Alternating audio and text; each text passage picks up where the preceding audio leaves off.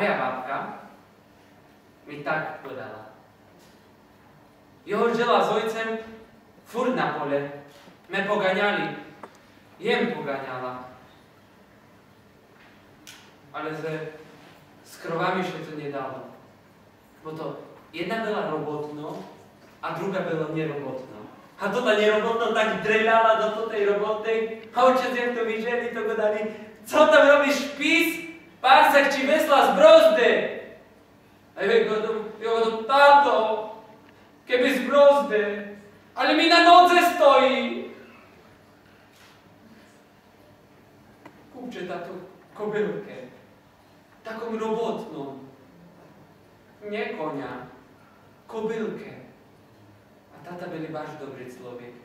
I kupieli. Takom kupieli, co po kostnej brože, jak še zastavila, to še ani nekla. A tak na ňom křiceli, to je stanico, to je stanico.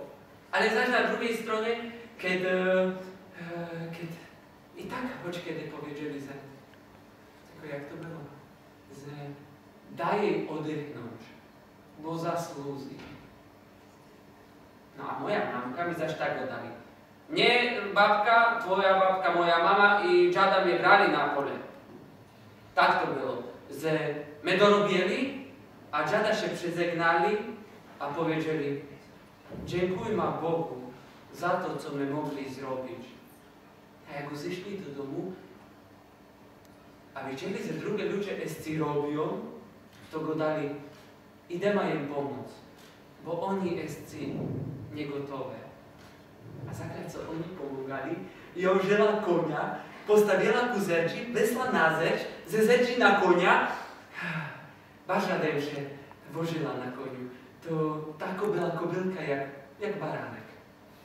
A rozszli hodoci ze szkoły. A to ten bluźniar, na mi godo, frajeru jest, dawaj tu! I wziął mi konia i on teraz, ku zerdzi, ze zerdzi na konia, no ale koń nie głupi. Zrzucił go, frajera. No ale potem jem Joros przyszła ze szkoły, a patrzę, konia nie ma. Jem zaczęła plakać. A dziada go dają, uzbyła staro, jem ją muszą przedać. No nie płacz. Wiesz co? Tu masz 100 koruny, a idź se kupić sochę konia. Długo jem tam była, a na koniec jem se wybrała. To ten konik stał 98 korun. Długo jem go miała, a potem, jak jem się wydala, to go moje dzieci rozbijeli.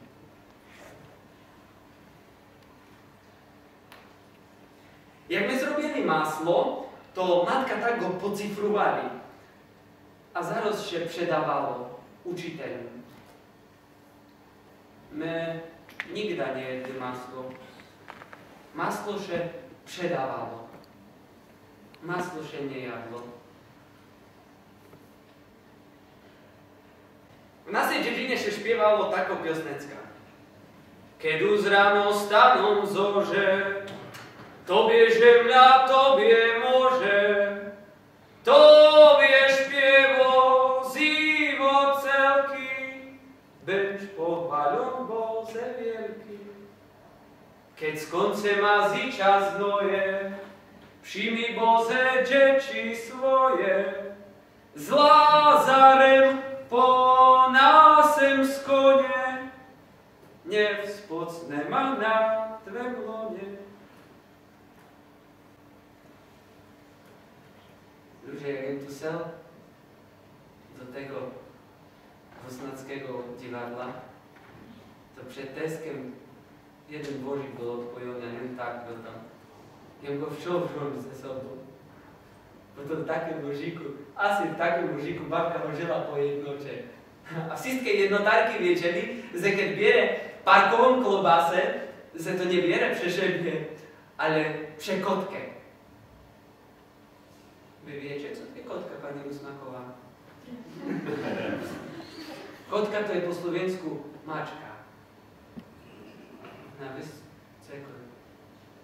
Ale ja tu teraz celý čas godol tak po nasemu. Vy ste mi rozumieli? Co? Lebo ja jem gurol. To bylo po gurálsku. Co mám radšej po slovensku? To je jak v škole. Ja si pamiętam, za Zentka. Do drugiego albo trzeciego rocznika jem chodzil. A Zentko nam zakozol. Nie rozprávajte po polsky, bo sa nikdy po slovensky dobre nenaučíte rozprávať. Ani na záhod, jak pôjdete. A my šli. A na záhod sme hodili. To byla škola a záhod a tam daleko to tak bylo. Tak? Potom taký spad a záhod tak byl. To govno tak lečalo. Že boske me myšleli, že keď tam spadneš, ta polečíš a na kamienec. No a keď my tam šli, no to me po nasenu gledali. Nezapomli, že třeba po slovensku. No. A byli skarzi dupy. To tak by volali, skarzi dupa. To po vasemu je žalobaba. Žalobaba. Na uznu skarzi. To ten rozprával po polsky. A uznu dola bol trest písač, abo Zentkas tak neviel, jak kordovani. A pán farár to tak bieli, hoď kedy večli do lávky a jak hodoci rontovali, tá sa uhočomkali, abo tak pienštrovili a s tým palcem tak ty. Furt len tam dudreš a nedávaš pozor. To tak s tým palcom stúhali do tego chlopca. Magut. No vidíš, to je také. To polštine nechceli dovoliť. No ale potom pán farár Magut odešli a přišli pán dekan Ovšovka. A to byli guroli. A nám go dajú. Vy nie ste žiadni Poliaci, vy ste gurole. Vy rozprávajoče po gurálsku a ne po polsku. A isto, bo onegdy, jak to tá Polka přišla do nos, tak tvardo, co to je ma ani rozumíš. Ani ona mne nerozumí, bo když mě pytala, co godom, to tak tvardo, co isto. Może też mają narečia, jak i my. To sluho z ją, slesi z ją, ale nie rozumieć. No choć co jest sleseć, a nie rozumieć? Taki pies. Slesi z psa brzechacz, ale nie rozumie z nim. Ale kiedy jak je szumnie, a jak poleje, to jo slesem jak grole rosną. A nie len grole, cały świat gro. To wszystko, co je grane. To słyszeć harmonię stworzenia. No ale tego każdy nie usłyszy. Bardzo wielu nieporządków w uchu, żeby człowiek, a nie len w uchu, w duszy, też. Bardzo wielu nieporządków w ludziach, żeby mogli to słyszeć.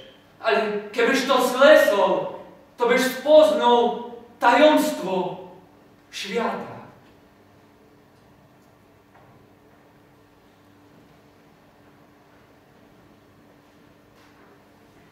Keď som mal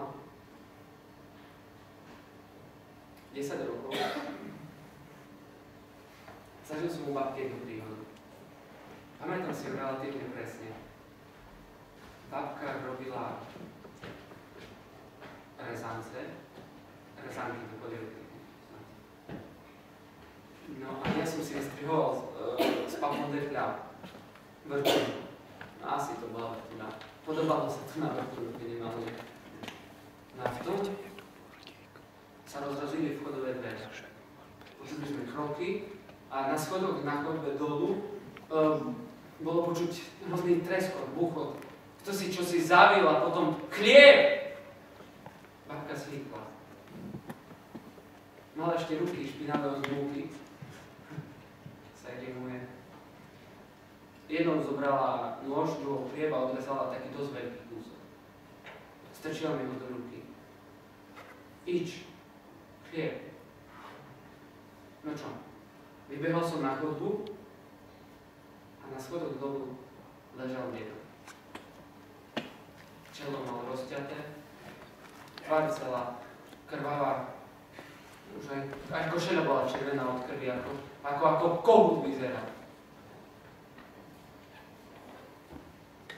Zišiel som zo pár schodov nižšie a podal som mu okruh. Dedo schmatol chlieb a priložil si ho na ránu.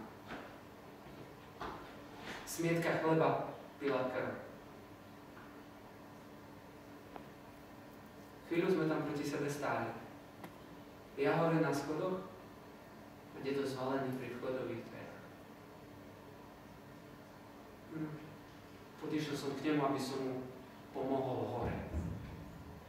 On odmietavo zavrčal, prudko sa vzopel a vytrepal sa schodami zo schodu na schod do kuchyne. Čo potom? Čo si myslíte? Čo nasledovalo? Zbil babu. No zmátil babku. Len tak. Bez dôvodu. Díval som sa na to. Mal som 10 rokov. Prečo ju bil? Pretože si rozbil hlavu? Alebo pretože mu povedala, nepí, rozbiješ si debuľu. A rozbil si. Alebo pretože babu vyčapať, to je ako dáš z neba.